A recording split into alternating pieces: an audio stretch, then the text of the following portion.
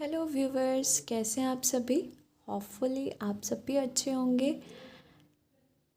आज का जो टॉपिक है बिजनेस कम्युनिकेशन स्किल का, वो हम बात करेंगे forms of written communication. Last video में हमने टाइप्स ऑफ कम्युनिकेशन पढ़ी थी, जिसमें हमने पढ़ा था एक होती है वर्बल कम्युनिकेशन और दूसरी होती है non verbal communication. Verbal communication के आगे दो टाइप्स हैं, written and oral. Written communication के आगे हमने फॉर्म्स पढ़नी है। रिटन कम्युनिकेशन कितने तरह की होती है। रिटन कम्युनिकेशन की फॉर्म्स जो हैं वो ईमेल के थ्रू, फैक्स या टेक्स्ट मैसेजेस के थ्रू भी करी जाती है। रिटन कम्युनिकेशन के कुछ एडवांटेजेस हैं। फर्स्ट है suitable for the lengthy messages. Written communication, अगर हमने किसी पर्सन को एक लेंथी मैसेज प्रोवाइड करना है तो हम रिटन मैसेज को या रिटन कम्युनिकेशन को चूज़ करते हैं। रिटन मैसेज जो है वो हमारे लिए एक रिटन लीगल प्रूफ रहता है। रिटन मैसेज में हम अपना मैसेज क्लियरली दूसरे पर्सन को डिफाइन कर देते हैं। And fourth is presence of both the parties are not necessary. Written communication में एट द सेम पॉइंट पे दोनों पार्टीज़ का होना ज़रूरी नहीं है। Communicate with different countries. Written message के थ्रू या रिटन कम्युनिकेशन के थ्रू हम दूसरी कंट्रीज़ में, डिफरेंट कंट्रीज़ में कम्युनिकेट ईजीली कर सकते हैं। रिटन कम्युनिकेशन हमारा एक्टिव मेथड है, आज भी हम रिटन कम्युनिकेशन को यूज़ करते हैं। बट जिस चीज़ का एडवांटेज होता है उसका डिसएडवांटेज भी ज़रूर होता है। तो रिटन कम्युनिकेशन के कुछ डिसएडवांटेजेस हैं। रिटन कम्युनिकेशन अनफिट है इलिटरेट एंड अनएजुकेटेड पर्सन के लिए। मीन्स जो पर्सन पढ़े लिखे नहीं हैं, वो पढ़ना नहीं जानते, उनके लिए रिटन मैसेज जो है वो अनफिट है। रिटन मैसेज में हमारा बहुत टाइम कंज्यूम होता है, तो ये एक तरह से वेस्टेज ऑफ टाइम भी माना जाता है। रिटन मैसेज के थ्रू आपको क्विक इन्फॉर्मेशन जो है या क्विक फीडबैक प्रोवाइड नहीं होता है। उसके बाद आता है नॉन वर्बल कम्युनिकेशन, जो कि टाइप्स ऑफ कम्युनिकेशन का सेकेंड पार्ट है। Non verbal communication means transmission of meaning other than oral और written words. These transmissions can be through facial expressions, body posture, eye contact, clothing, silence, etc. Non-verbal communication। Non verbal communication एक ऐसी communication है जो कि ना ही हम रिटनली किसी को प्रोवाइड करते हैं मैसेज, और ना ही हम बोल के उन्हें बताते हैं कि हम उन्हें क्या कहना चाहते हैं। ये मैसेज हमारे फेशियल एक्सप्रेशंस के थ्रू, हमारे बॉडी पोस्चर के थ्रू, आई कांटेक्ट के थ्रू, साइलेंस के थ्रू भी प्रोवाइड करे जाते हैं। मैसेज हम सिर्फ लिख के या बोल के ही नहीं, अपने फेशियल एक्सप्रेशंस, हमारे जेस्चर पोस्चर, हमारे हाव भाव जिसे हम कहते हैं, या हम फेस से कोई उन्हें एक्सप्रेस कर रहे हैं, इशारों से हम अगर बात करते हैं तो वहाँ पे भी हम कोई ना कोई मैसेज जो है वो दूसरे पर्सन तक पहुँचाते हैं। नेक्स्ट है कि एडवांटेजेस क्या हैं नॉन वर्बल कम्युनिकेशन की। Non verbal communication is more suitable when person communicating are not understanding each others language. Non verbal communication तब सुटेबल रहता है जब जो पर्सन है वो दूसरे पर्सन की लैंग्वेज को, उनकी भाषा को समझ नहीं पा रहा है, तब हम उसको किस में बताते हैं, इशारों में बताते हैं, नॉन वर्बली बताते हैं, अपने जेस्चर पोस्चर के थ्रू, आई कांटेक्ट के थ्रू, ठीक है, इन सब से समझाते हैं कि हम उन्हें क्या कहना चाहते हैं। It consumes less time and energy to communicate. Non verbal communication बहुत कम टाइम लेता है और हमारी एनर्जी भी बहुत कम यूज़ होती है अपने मैसेज को कन्वे करने के लिए। It enhance the impact of the spoken message and credibility means impression भी बहुत अच्छा जो है वो हमारा पड़ता है, बिकॉज क्लोथिंग भी हमारा कुछ ना कुछ मैसेज कन्वे करती है। क्लोथिंग कैसे कि जब हम फॉर एग्ज़ाम्पल इंटरव्यू के लिए जाते हैं तो वहाँ पे हमारे सबसे पहले हमारी ड्रेसिंग सेंस को जज किया जाता है, हम किस तरीके से वहाँ पे अपने आप को प्रेजेंट कर रहे हैं, ये सारी चीज़ें भी कम्युनिकेट करती हैं कि हमारा जो बॉडी लैंग्वेज है वो कैसा है, हम कैसे अपने आप को उनके सामने प्रेजेंट कर रहे हैं। नॉन वर्बल कम्युनिकेशन की कुछ लिमिटेशंस हैं, जैसे कि जेस्चर्स कैन बी मिसअंडरस्टूड। हो सकता है कि कभी कभी हमारे जेस्चर जो है वो आगे वाला पर्सन उतने अच्छे तरीके से ना समझ पाए और मिसअंडरस्टैंडिंग हो जाए। It is not necessary for both the party sitting face to face, it is necessary, इसमें ज़रूरी है कि दोनों पार्टीज़ जो है वो फेस टू फेस बैठी हों, तभी हम जेस्चर पोस्चर में बात कर सकते हैं, आई कॉन्टैक्ट के थ्रू बात कर सकते हैं। और इसमें हमारे पास कोई रिटन प्रूफ भी नहीं होता है कि उस पर्सन ने हमें ऐसा कहा था। देन उसके बाद आता है process of communication. Communication is the process of transmitting and receiving verbal and non verbal message. It is considered effective when it achieves the desired reactions and response from the receiver. The main component of communication process are communication process जो है जिसमें हम अपने verbal और non verbal message को transmit करते हैं, दूसरों तक पहुंचाते हैं और उनसे फीडबैक भी रिसीव करते हैं. It is considered effective when it achieves the desired reaction. हमारा कम्युनिकेशन का प्रोसेस तभी इफ़ेक्टिव माना जाता है जब हमारा जो रिस्पॉन्स है, हमारे रिसीवर का जो रिस्पॉन्स है, रिएक्शन है, वो हमें वापस से मिले, जो हम चाहते हैं वो रिएक्शन हमें मिले. तो कुछ कम्युनिकेशन प्रोसेस के कंपोनेंट्स हैं, जैसे कि आइडिया, देन आता है सेंडर, देन आता है हमारा मैसेज, फिर आता है एनकोडिंग, फिर आता है medium, receiver, decoding and feedback. वापस से फीडबैक हमारे सेंडर के पास जाता है जिसने वो मैसेज कन्वे किया था. ठीक है, तो भी हम इसको एलेबोरेट करते हैं. फर्स्ट इसका कंपोनेंट है आइडिया. कोई भी मैसेज है, चाहे फिर आपको ऑरली बताना है, ठीक है, अपने दूसरे पर्सन को जिसे आप मैसेज भेज रहे हो, चाहे फिर आपको रिटनली उस तक पहुंचाना है, वो स्टार्ट होता है आइडिया से. जब आइडिया एक पर्सन के दिमाग में आता है तभी हम उस आइडिया को आगे अपने मैसेज में कन्वर्ट करते हैं. ठीक है, तो ये जो प्रोसेस है, सबसे पहला उसका कंपोनेंट रहता है आइडिया, जो कि एक पर्सन के माइंड में आया. तो इसमें हमारे कुछ कॉन्टेक्स्ट रहते हैं. हर बिजनेस ऑर्गेनाइजेशन का अपना ही कन्वे करने का प्रोसेस रहता है. इन्फॉर्मेशन किस तरीके से दूसरे तक पहुंचानी है, हर ऑर्गेनाइजेशन का अपना रूल्स रहते हैं, अपना तरीका रहता है वो इन्फॉर्मेशन पास करने का. तो कुछ इसके इंटरनल एस्पेक्ट्स भी रहते हैं और एक्सटर्नल एस्पेक्ट्स भी रहते हैं अपने आइडिया को कन्वे करने के. देन उसके बाद आता है सेंडर. सेंडर कौन होता है? ये वो पर्सन है जो मैसेज सेंड कर रहा है, उसे हम सेंडर कहते हैं. इस प्रोसेस में हमारा जो आइडिया है, the process of communication begins when idea occur in the mind.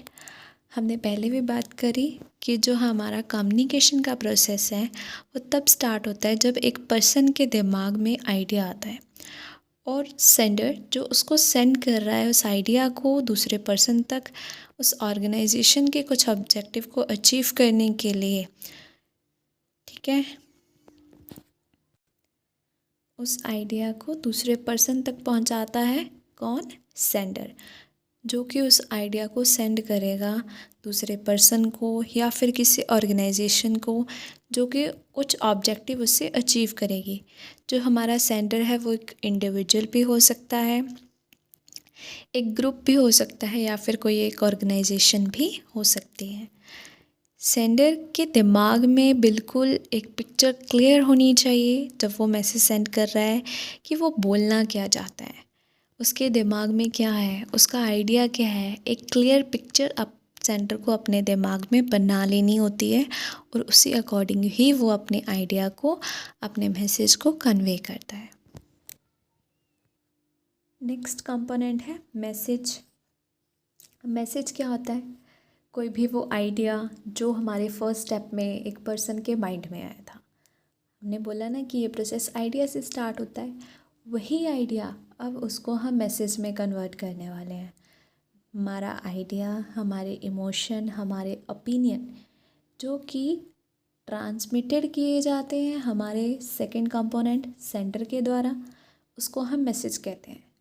Message एक आइडिया है जिसको मैं वर्ड्स में अभी ट्रांसफॉर्म करूँगी, कन्वर्ट करूँगी, देन मैसेज जो है वो हमारा डिफरेंट वे से एक्सप्रेस किया जाता है, डिपेंड करता है different subjects, purpose, audience, personal style, cultural background of sender. Sender का कल्चरल बैकग्राउंड क्या है, सेंडर का मैसेज को कन्वे करने का स्टाइल क्या है, हमारी आगे ऑडियंस कैसी है, ठीक है, पर्पस क्या है इस मैसेज को कन्वे करने का और किस सब्जेक्ट के ऊपर किया जा रहा है। तो इन सब को देखते हुए डिफरेंट सारी चीज़ें डिफरेंट हैं, तो उसी पे डिपेंड करेगा कि किस तरीके से वो मैसेज कन्वे करना है। उसके बाद नेक्स्ट कंपोनेंट आता है एनकोडिंग। एनकोडिंग क्या है, एक मेथड है। एनकोडिंग क्या है, एक मेथड है जिसके थ्रू अब वो मैसेज एक्सप्रेस किया जाता है। एक ऐसा मेथड जिसके थ्रू हम मैसेज को एक्सप्रेस करते हैं उसी को हम एनकोडिंग बोलते हैं। It is in the form of words. ये वर्ड की फॉर्म पे भी हो सकता है, सिंबल्स की फॉर्म में भी हो सकता है, पिक्चर की फॉर्म में भी हो सकता है, डे टू डे लैंग्वेज की फॉर्म में भी हो सकता है। तो एनकोडिंग जो है वो हमारा एक मेथड है जिसके थ्रू हम अपने मैसेज को एक्सप्रेस कर रहे हैं और ये हमारे word, symbol, picture, day to day language किसी भी फॉर्म में हम एक्सप्रेस कर सकते हैं। Transmission of message in words और in any other way is called encoding. जब आप मैसेज को ट्रांसमिट कर रहे हैं, चाहे वर्ड में कर रहे हैं, चाहे किसी भी तरीके से कर रहे हैं, उसी को हम एनकोडिंग बोलते हैं। तो ये हमारा फोर्थ कंपोनेंट था। पहले हमने बात करी थी, स्टार्ट हुआ आइडिया से। एक पर्सन के माइंड में क्या आया, आइडिया। वो पर्सन कौन हुआ, सेंडर, जो उसको सेंड करने वाला है दूसरे पर्सन तक। अब उस आइडिया को पहले मैसेज में कन्वर्ट करेगा। जैसे ही उसने उस आइडिया को मैसेज में कन्वर्ट किया, वर्ड्स में कन्वर्ट किया, देन अब वो देखेगा कि मैं ये मैसेज किस तरीके से पहुंचाऊंगा, एनकोड कैसे करूंगा, कोई पिक्चर के थ्रू करूंगा या मैं उसको वर्ड्स में करूंगा, है ना, अपना मैसेज कैसे एक्सप्रेस करूंगा, इमोजीज डाल के या कोई टेक्स्ट मैसेज या कोई पिक्चर के थ्रू कैसे समझाऊंगा। एनकोड करने के बाद अब वो मीडियम चूज़ करेगा, चैनल चूज़ करेगा, the mean by which message transmitted by the sender to receiver. अब वो जो मैसेज है उसने ट्रांसमिट करना है सेंडर के द्वारा रिसीवर को, किस मीडियम, किस ज़रिए करेगा वो, ठीक है, कौन सा चैनल यूज़ करेगा अपने मैसेज को कन्वे करने के लिए। इसके लिए हमने कुछ एग्जांपल लिए, जैसे कि letter is a medium, postal और carrier is a channel. Letter क्या है हमारा, यहाँ पे मीडियम है, ज़रिया क्या बना, लेटर, हमने लेटर लिखा, और जो हमारा चैनल था वो क्या हो सकता है, पोस्टल, थ्रू पोस्ट हम जो लेटर है वो सेंड कर देंगे। सेकेंड है कि अगर आप मैसेज सेंड कर रहे हैं टेलीफोन या मोबाइल के थ्रू, ठीक है, अब आप बोल के कर रहे हो, ऑरल कर रहे हो, है ना, तो ऑरल क्या है आपका, वो मैसेज कन्वे कर रहे हैं आप, मीडियम क्या बना, ठीक है, ऑरल मैसेज आपका मीडियम है और मोबाइल फ़ोन आपका चैनल है। किस चैनल के थ्रू कर रहे हो, मोबाइल फ़ोन के थ्रू कर रहे हो, मीडियम क्या है, ऑरल मैसेज। अब आ गया हमारा नेक्स्ट कंपोनेंट, रिसीवर। रिसीवर कौन है, रिसीवर कोई पर्सन हो सकता है, कोई ग्रुप हो सकता है या कोई ऑर्गेनाइजेशन हो सकती है जो उस मैसेज को रिसीव कर रही है हमारे सेंडर से। अगर रिसीवर नहीं है इस प्रोसेस में तो कम्युनिकेशन का प्रोसेस ही क्या होगा, इनकम्प्लीट होगा। हो सकता है कि रिसीवर हमारा कोई लिसनर हो, जैसे कि आप मुझे सुन रहे हैं, आप लिसनर हैं, आप रिसीवर हैं, मैं सेंडर हूँ, है ना। और उसके बाद हो सकता है कि वो कोई रीडर हो, पढ़ने वाला हो, जिसको हमने मैसेज भेजा है, अगर हमने रिटनली भेजा है तो वो उसको क्या करेगा, रीड ही करेगा ना। तो हो सकता है कि वो व्यूअर भी हो सकता है, उस मैसेज को देख रहा है, ठीक है, कोई सुन सकता है उस मैसेज को, या फिर अगर हमने रिटनली भेजा है तो वो रीड करेगा, अगर हमने पिक्चर के थ्रू भेजा है तो वो व्यू करेगा। This another words of receiver is called decoder. हमने रिसीवर को अनदर वर्ड्स में डिकोडर का नाम दिया है, हम उसको डिकोडर भी बोलते हैं। एनकोड किया था ना हमने, पिक्चर्स बनाई थी, हमने बोला था कि हम पिक्चर के थ्रू सेंड कर सकते हैं, किसी सिंबल के थ्रू या डे टू डे लैंग्वेज के थ्रू करते हैं, तब हम बोलते हैं कि एनकोड कर रहे हैं हम अपने मैसेज को। अब जो उस मैसेज को हमने इनकोड किया था, अब उसको डिकोड कर रहा है हमारा रिसीवर। समझ रहा है रिसीवर कि उस सिंबल, उस मैसेज में हम, उस सिंबल में हमने क्या मैसेज भेजा है उसके लिए। नेक्स्ट स्टेप आता है, नेक्स्ट कंपोनेंट आता है डिकोडिंग का।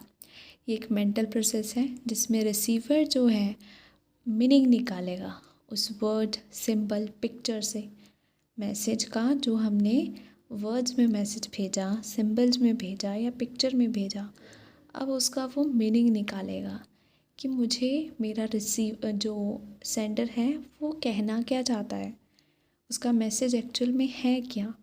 अगर रिसीवर जो है वो अच्छे से समझ लेता है, उस वर्ड्स का या सिंबल का सही मतलब निकालता है, डिकोडिंग बिल्कुल परफेक्ट होती है, तो देन ये बहुत ही, अगर रिसीवर हमारे मैसेज का, हमारे वर्ड्स या सिंबल का बिल्कुल सही मतलब समझता है, तो मीन्स डिकोडिंग क्या हुई है, परफेक्ट हुई है।